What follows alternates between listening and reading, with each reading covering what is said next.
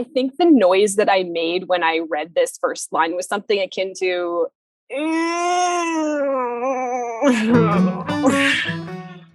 Welcome to Keep It Fictional, a weekly podcast for book lovers by book lovers. Build your to-be-read list with Sadie, Liz, Virginia, Fiona, and Corene from the Port Moody Public Library. Warning, this podcast contains strong opinions and may cause an increase in your library holds list.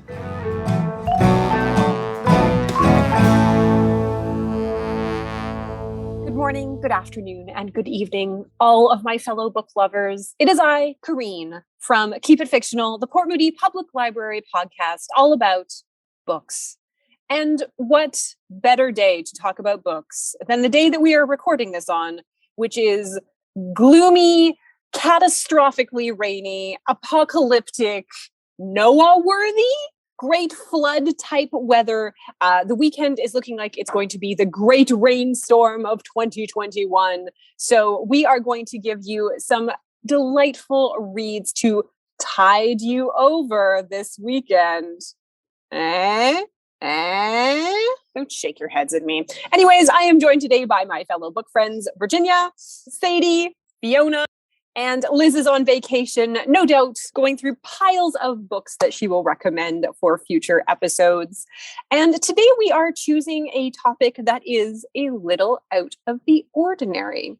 So we have talked about, and in fact devoted entire episodes to, what is a Virginia book or a Fiona book or a Sadie book or a Corene book. We've got an aesthetic, one could say. We've got a certain type of book that we love and that we know is a guaranteed hit for us. But today's topic is a little bit left of that particular center. Today's topic, we have chosen books that we loved, because of course we're not going to recommend books that we hated. A book that we love that we didn't expect to like. So this is a book that maybe on the surface there was something that is very much not a Sadie book, or a book that contained a topic or a genre or a theme that you are not a fan of, and yet something was in that book that was enough to keep you going. So I am excited to see what my fellow book friends have chosen for this particular topic, because I did not struggle with this topic at all, because there was one I read this summer that I was like, on the surface of this, I'm going to hate it. I read the first line and I hated it. And yet kept going. So I'm very curious to see, because I know a couple of our fellow book friends are hard stop. If they're not into a book, it gets shut and returned back to the library. So I'm curious to know what kept them going. So I think, why don't we start with Fiona? Fiona, I want to know, what book did you end up liking that you didn't think you would? So the book I chose for today's topic is The Bromance Book Club by Lyssa Kay Adams. And it is a romance, which is not something that I read a lot of. To be honest, I'm not entirely sure how it ended up on my to-reads list and into my hands. I do this thing where just wherever I hear a good thing about a book, I put it on my Goodreads, and then at some point in time, I will do just like a big pull of the shelves. I will take a big list of things that are on my to-read list. I'll take them out from the library and then just read them when I have a chance. And I don't always know how they ended up on my to-reads list. So I definitely had that experience with this one. It was in my hands and I was like, what the heck? What is this? How did I get this? This is not my usual thing. But I actually ended up really enjoying it a lot in a kind of like guilty pleasure way. I got very engrossed in it and read it in quite a short amount of time because I just needed to know what was going to happen next.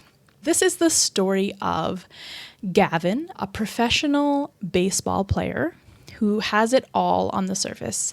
His career is going fantastic. He has 2 adorable daughters, and he has a knockout wife, Thea, who is just amazing. He is so into her. However, this all starts to fall apart when Gavin finds out that Thea has been faking it in bed. This just destroys Gavin's confidence completely. He completely goes off the rails. He says he's leaving. He can't believe that she would do that. And he's just embarrassed. He doesn't want to tell anyone about it, even though his teammates are trying to figure out what's going on with him and Thea and what could have possibly split up their seemingly perfect marriage. So the way that Gavin and the baseball team deal with this is to induct him into the Bromance Book Club. This part was super gimmicky and honestly not all that important to the plot. It's basically a book club where they read romances to get an idea of what women want and to fix their relationships. Kind of corny, but at least, they weren't trying to take advantage of people. They're genuinely trying to improve their relationships. So that was nice. And like I say, it wasn't that important. I think it's just sort of like the tagline that they can put on the book to get people interested. But ultimately, what it really was, and what I really liked about it, was sort of Gavin confronting like some toxic masculinity, some loss of pride in himself, and finding a way to get at the root of the real problems in his relationship. And now Thea is a very strong female character. She is independent, which is what Gavin loves about her. But it does become very hard for them to solve things when she's ready to just move on and be independent, and he can't confront this total loss of pride. I totally got into it, just like, it's so juicy. I need to know what's going to happen. I like a second chance romance. And there was definitely some steamy bedroom scenes because I haven't read a lot of actual romance, like romance on the spine of the book. That surprised me. That took me aback. But I guess if that's something you look for in a book, yeah, it was steamy, and I would recommend that if that's what you're into. But overall, what I really liked about it was a little bit of a feminist take, I think, a confronting of toxic masculinity, which was really refreshing to see in a mainstream romance. And I don't often read like male-female romances, and it sort of like gave me a moment of like, oh yeah, no, I can read this and enjoy it, and it can still be kind of woke.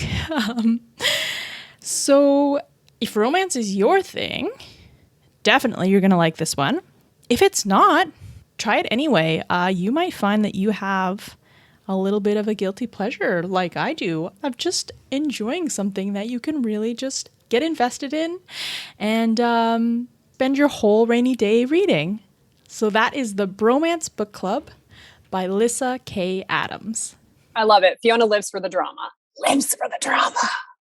All right. I'm going to go with my book next. The book that I chose is a debut book. It is called Almond, and it has a very distinct, very cool cover. It is by Won-Pyung, and this was her debut novel. And the reason I picked it up is because I did a summer of BTS reading, and this book was featured in their television show, In the Soup. So I decided to pick it up, not really knowing what it was about. And I read the first line of the story, which was, this story is, in short, about a monster meeting another monster. One of the monsters is me. I think the noise that I made when I read this first line was something akin to...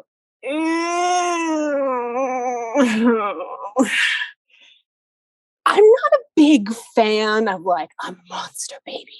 No one can tame me. I'm like unknowable, unscrutable, dark creature. So I was like not thrilled when I read that. And in fact, the subject matter is, I wasn't quite sure what tack the author was going to take with it. It is about a young boy named Yoonjae, and when he is born, his mother notices that something is wrong. When he falls down, he doesn't cry. He doesn't smile at her or respond to her. He's very aware. He's looking around and making eye contact and observing the entire world around him. But his mother is convinced that he is missing something. And through various tests and interventions, eventually it is discovered that Yoonjae has a condition called alexithymia. which means that his amygdala is not fully formed. And the amygdala is this kind of like little almond-shaped bit in our brains that helps us feel emotion. It makes us feel sad, or it makes us feel happy, or kind of amplifies the emotions inside of us.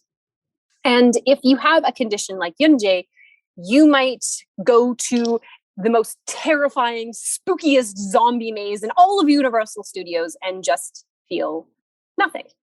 You might be in the middle of a birthday party and someone gives you exactly the present that you want and you don't feel anything. And Yunjae doesn't really care about this condition because his mother and his grandmother that he lives with have created this wonderful space for him to live and to grow up in. And his mother devotes her life into teaching him the almost mathematical formulas that he needs to display to survive in the world and to pass as normal. So she has little Post-it notes all over the apartment. If someone bumps into you, you say, "I'm sorry." If someone gives you a present, you need to lift the corners of your mouth and smile and say thank you and make sure your eyes get bigger. She has almost every scenario in the entire world that she can think of mapped out around their entire apartment. But there is a scenario that she did not prepare for. On his 16th birthday, on Christmas Eve, his mother, his grandmother, and he go out to a restaurant to celebrate, and there is a horrible tragedy. And for the first time, a random act of violence kind of takes him out of that safe world, that mathematical calculation of how to survive in this world, and he is left alone. He is left to try and figure out his life and try to figure out the world around him all by himself. Slowly but surely, people start to come into his orbit that change him a little bit. There is a very troubled teenager named Gon. There is a young girl at school. There is doctor turned baker that lives upstairs, who all in their own way, sometimes helpful, sometimes dangerous ways, try to help Yunjae develop a better understanding of himself and the world. What I thought was going to be a deep, dark meditation that was maybe going to turn into a serial killer wasn't that at all. It is at sometimes very disturbing, but at other times really beautiful meditation on what it actually means to be a human being. Just because you don't feel emotions in the same way that someone else feels an emotion, does that make you less of a person? If you don't have the same reactions as someone else, does that make you less? And the nature of transformative relationships, so people that come into your life can kind of change you and make you more. It's a really beautiful book. There are parts of it that there's a little bit of violence. So for those who are not into any sort of violence, this is maybe not for you, but it is a really fascinating first novel. I'm really glad that BTS picked it up so that it came on my radar and everyone else's. And I would highly recommend that you give it a shot. It's perfect for a rainy kind of meditative fall day. And that is Almond. All right. Sadie, what is your book that you didn't think you were going to like and ended up loving? All right. So I'm going to preface it by saying that if anyone else looked at this book, they would probably see it as a very Sadie book. But I love supernatural things. I will fully dive into anything about witches or vampires or ghosts or any kind of thing that fits that topic. But what I struggle to read about, and I think that it's something that is starting to be a bit of a trend, is books about angels. And books where angels are not just like make a brief appearance, but are the topic of the book. The characters in the book are angels. And this is something that I have always struggled with. So this book, when I first found it, was not something that I was initially drawn to. And the reason that I picked this book up was actually when I used to go to the gym, I don't anymore, but when I did, I would always have a book on my Kobo so that I could have my Kobo with the text really, really big, put it on the treadmill. And then as I was running, I could read the book. And this was one day I was working and I didn't have anything on my Kobo. And so I had to find something very, very quickly because I was going to the gym after work. And so I basically just looked at I looked at YA books. I wanted something YA at what was currently available. And so this one popped up. I'm like, sure, why not? I will give it a try. Even though it has angels in it, I'm going to give it a try. So it was Storm and Fury by Jennifer L. Armentrout. And this is the first book of a 3-book series. And I started reading it and was immediately drawn into it. And I basically carried through to the very end. The last book just came out this year, and I've continued to commit to this series and completely dive into it and be quite surprised that I enjoyed it. So this story revolves around Trinity, and Trinity is 18 years old, and she has not had the best life so far. She was raised by a single mom, and when she was quite young, she was brought to a community by her mother of what are called wardens. Something else that I struggled to get into right away, but wardens are essentially gargoyles that come to life, and their job is to protect humans from demons. So humans don't know about them, but they are there throughout the world to make sure that the demons do not harm humans. And Trinity was brought to this complex of wardens because Trinity herself is very, very special. Trinity's mom is a single mom because her father is an archangel. And so Trinity is half angel, half human. If anybody knew that Trinity existed, the demons would essentially hunt her down and try to devour her to take on her angelic properties for themselves. So yes, this is kind of the general premise of this. Trinity now lives in this community of wardens. When she was quite young, she was bonded with one of the wardens as her protector. So they have grown up together, and it is his job to kind of be in charge of protecting her in all types of situations. Unfortunately, a few years before our story takes place, Trinity's mom was very violently killed. So Trinity is now even more alone in the world, living in this community of wardens. She does feel like she has a family here. She has lived with them for a very long time, but she's still struggling to kind of figure out who exactly she is. She has been told that she was created basically for the purpose of one day when the final battle comes, she will need to be there to fight in the final battle. That is all that she knows about her future life. She doesn't know when this is going to happen. So she's living in this community. It's off in the middle of nowhere. And all of a sudden, 3 wardens from another community come into it, talking about how there is something out there that is killing not only wardens, but demons as well. And they don't know what is happening. They don't know what it is. And they've come to this community to get some support, to get some help, to try and figure out what this creature is and who they are and why exactly they are killing demons and wardens alike. So throughout this conversation and this interaction, there is a battle. And through this battle, Trinity's protector is kidnapped.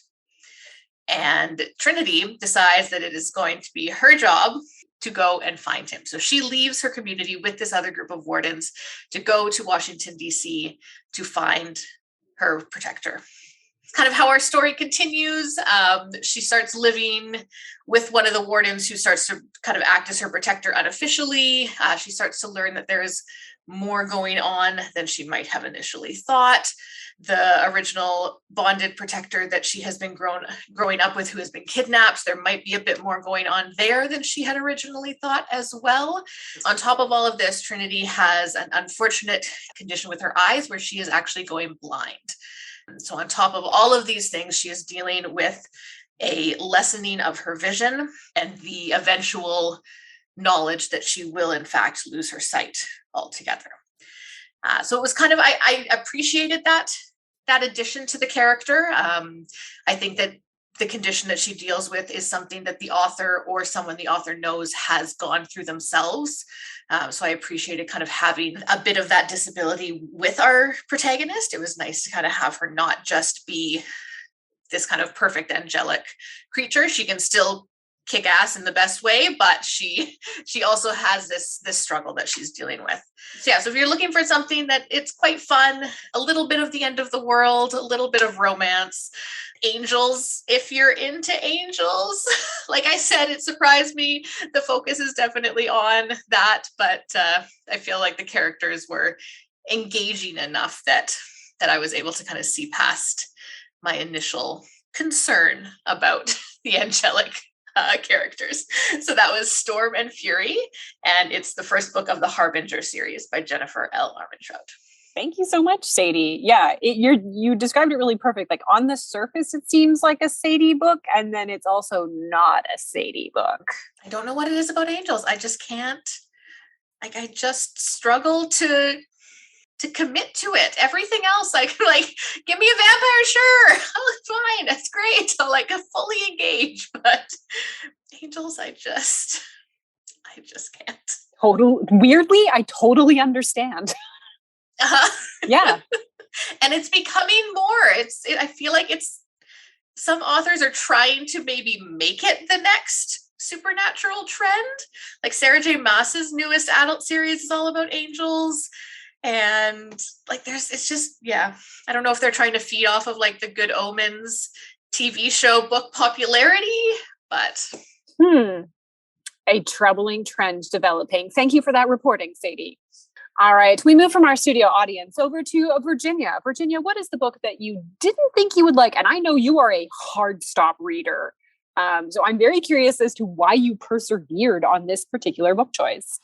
All right, when I saw the topic, 2 books that came to mind right away. And I picked this one because I feel like it's definitely not a Virginia book. It has no magic, no scary monster, no aliens, doesn't happen in space, like it's definitely not a book that I usually read. But I pick it up because there was a book reviewer that I tend to have similar tastes with. And I find that when it comes to like non-speculative fiction, if they like it, generally I tend to enjoy it because there's always something weird or something different or something unique about either the character voice or the narrative style or something about it that makes it different. So I feel like, I'll give it a chance and see what happens. And I end up quite enjoying it.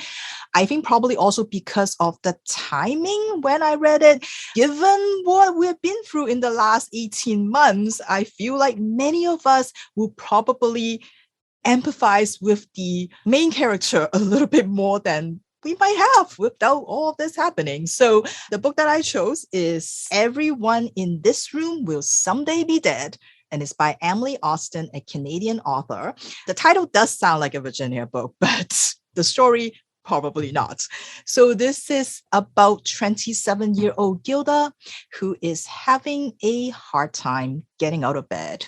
Just like many of us sometimes feel, to try to go to work or to even just get up, right? And in fact, she hasn't actually shown up to work for weeks. Pretty sure she doesn't really have a job anymore. Gilda is also a frequent visitor to the emergency room because she often feels like there's a heart attack coming. She feels shortness of breath. She feels sharp pain everywhere. She feels her heart is racing. Sometimes she feels like she can't speak.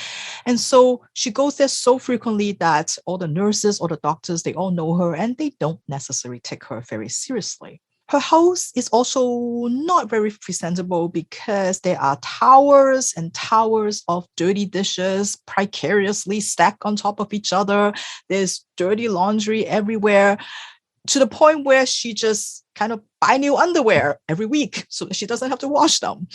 And her family is also not helping because they are not the type to talk about things. So everybody just kind of pretend that everything is all well and good, and there's nothing going on at all.